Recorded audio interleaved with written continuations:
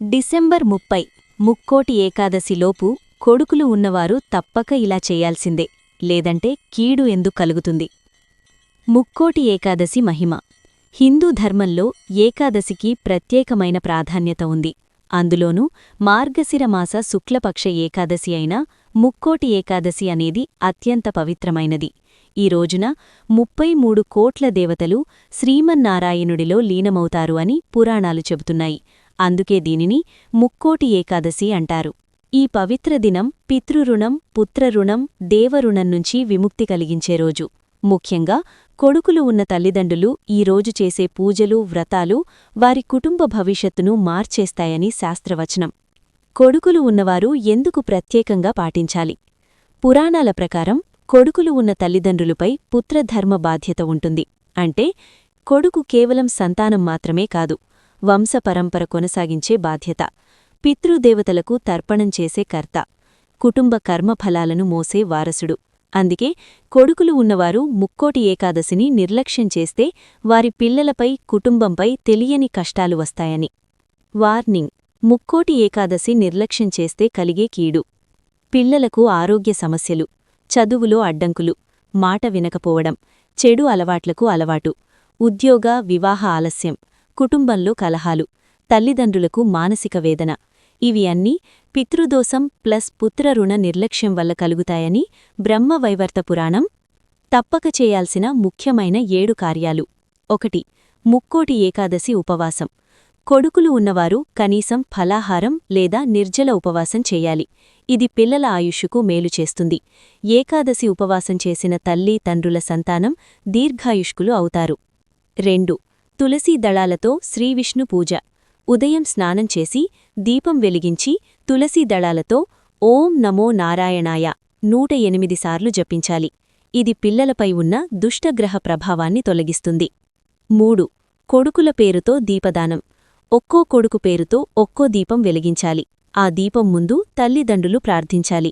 ఇది పిల్లల జీవితంలో అజ్ఞాత భయాలు, అపజయాలను తొలగిస్తుంది. 4. గోపూజ లేదా బ్రాహ్మణ భోజనం. ఈ రోజున గోవుకు ఆహారం పెట్టడం లేదా బ్రాహ్మణునికి భోజనం పెట్టడం చేస్తే పితృదేవతలు ప్రసన్నులవుతారు. 5. పిల్లలతో కలిసి నారాయణ నామస్మరణ. కనీసం 11 సార్లు పిల్లలతో కలిసి ఇలా చెప్పించాలి: శ్రీమన్నారాయణ, మా కుటుంబాన్ని కాపాడు. ఇలా ఇది పిల్లల మనసులో భక్తి బీజాన్ని నాటుతుంది. 6. ఈ ఒక్క పని తప్పక చెయ్యాలి. అంటే ముక్కోటి ఏకాదశి రోజున పిల్లలపై కోపం చూపకూడదు. అంటే కొట్టడం, తిట్టడం, శపించడం. ఇవి చేస్తే ఆ పాపం 10 రెట్లు పెరుగుతుందని గరుడ పురాణం హెచ్చరిస్తోంది. 7. పేద పిల్లలకు దానం. పిల్లల బట్టలు, పుస్తకాలు, ఆహారం దానం చెయ్యాలి. ఇది మీ పిల్లల భవిష్యత్తుకు రక్షణ కవచం. ఒక పురాణ కథ. నిర్లక్ష్యం చేసిన తండ్రి కథ. ఒక గ్రామంలో రఘునాథుడు అనే రైతు ఉండేవాడు. అతనికి 2 కొడుకులు. కాని అతడు ఏకాదశి వ్రతాలను పట్టించుకోలేదు. ముక్కోటి ఏకాదశి రోజు కూడా వ్యవసాయ పనుల్లో మునిగిపోయాడు. కొడుకుల కష్టాలు, తండ్రి పశ్చాత్తాపం, చివరికి ముక్కోటి ఏకాదశి మహిమ తెలుసుకొని కుటుంబానికి వచ్చిన మార్పు. డిసెంబర్ 30 ముక్కోటి ఏకాదశి ప్రత్యేక సూచనలు. తెల్లవారుజామున లెవ్వాలి. తులసి చెట్టు వద్ద దీపం. విష్ణు సహస్రనామం లేదా కనీసం 11 నామాలు. పిల్లల కోసం ప్రత్యేక ప్రార్థన. ఈ కథను ఇతరులకు చెప్పడం కూడా పుణ్యం. చివరి సందేశం: కొడుకులు ఉండడం అదృష్టం, వారిని సన్మార్గంలో నడిపించడం ధర్మం. ముక్కోటి ఏకాదశి ఆ ధర్మాన్ని నెరవేర్చే మహా అవకాశం. ఈ ఒక్కరోజు శ్రద్ధగా పాటిస్తే పిల్లల భవిష్యత్తు వెలుగుతుంది, కుటుంబంలో శాంతి నెలకొంటుంది, పితృదేవతల ఆశీసులు లభిస్తాయి. ఈ సందేశాన్ని ప్రతి తల్లిదండ్రికి చేరేలా పంచండి. ఇది కేవలం కథ కాదు, ఇది శాస్త్ర హెచ్చరిక. ఇది ఒక ఆధ్యాత్మిక రక్షణ కవచం, సంతతి రక్షణ వరం. ముక్కోటి ఏకాదశిని శ్రద్ధగా పాటించిన తల్లిదండ్రుల పిల్లల చుట్టూ ఒక దివ్య రక్షణ వలయం ఏర్పడుతుంది. అది ప్రమాదం దగ్గరికి రానివ్వదు, చెడు స్నేహాలు ప్రభావితం చెయ్యవు, అపమరణ భయం తగ్గుతుంది, చెడు మార్గంలో అడుగువేయనివ్వదు. ఇదే చివరి రహస్య ఫలం. పితృదేవతల అనుగ్రహం. సాధువు కొనసాగించాడు: ఆ రోజు పితృదేవతలు తమ వంశాన్ని పరిశీలిస్తారు. ఏ తల్లిదండ్రులు ధర్మాన్ని పాటించారో, ఎవరు పిల్లలను శపించలేదో, ఎవరు దేవుణ్ణి మరవలేదో వారి పిల్లలపై పితృ ఆశీస్సులు కురుస్తాయి. ఎందుకు ఈ ఫలం అందరికీ లభించదు? సాధువు ఇలా హెచ్చరించాడు. ఉపవాసం చేసి కోపం చూపితే, భక్తితో కాకుండా భయంతో చేస్తే, పిల్లలను తిట్టి దీపం వెలిగిస్తే ఈ ఫలం లభించదు. భక్తి లేని వ్రతం శూన్యదీపం లాంటిది. ఆ రహస్య మంత్రం చివరి వరం తెచ్చేది. ముక్కోటి ఏకాదశి రాత్రి పిల్లలు నిద్రపోయిన తర్వాత తల్లిదండ్రులు ఒంటరిగా కూర్చొని కుడిచేతిలో తులసియాకు పెట్టుకొని గుండెమీద పిల్లల పేర్లు తలుచుకొని 11 సార్లు ఇలా చెప్పాలి: శ్రీమన్నారాయణ, మా పుత్రులను ధర్మమార్గంలో నడిపించు, చెడుదారినుంచి కాపాడు, వారి ఆయుష్షు, బుద్ధి, భవిష్యత్తును నీ చేతుల్లో ఉంచుతున్నాము.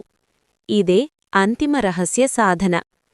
ముక్కోటి ఏకాదశి ఉదయం తెల్లవారుజామునే లేచి నదిలో స్నానం చేసి తులసీ చెట్టు ముందు దీపం వెలిగించాడు.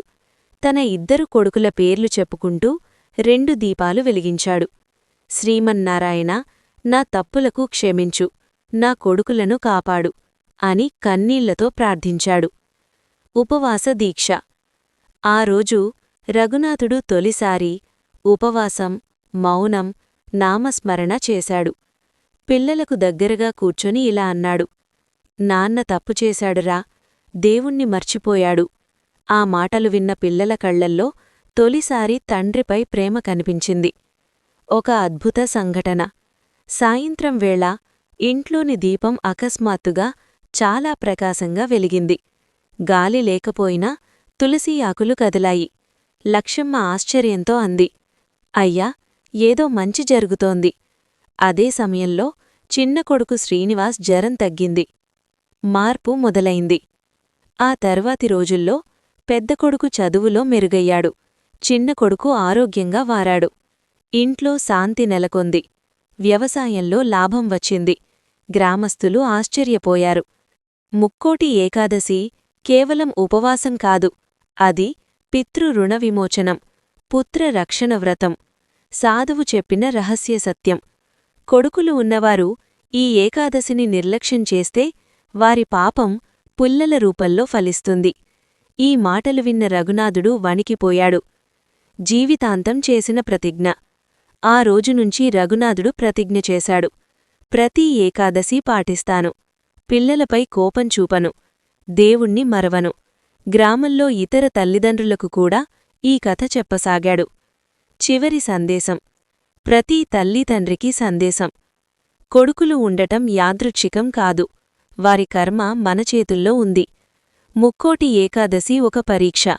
ఈ రోజు మీరు చేసే చిన్న ఆచరణ పిల్లల జీవితాన్ని మారుస్తుంది, తరతరాల పాపాలను తొలగిస్తుంది. ఉపసంహారం. ముక్కోటి ఏకాదశి దేవుణ్ణి అడిగే రోజు కాదు, దేవుడికి మన పిల్లలను అప్పగించే రోజు. ఈ రహస్యాన్ని నిర్లక్ష్యం చేయకండి. ప్రతి తల్లిదండ్రికి చేరేలా పంచండి. వీడియో నచ్చితే లైక్ చేసి, షేర్ చేసి, సబ్స్క్రైబ్ చేసుకోండి.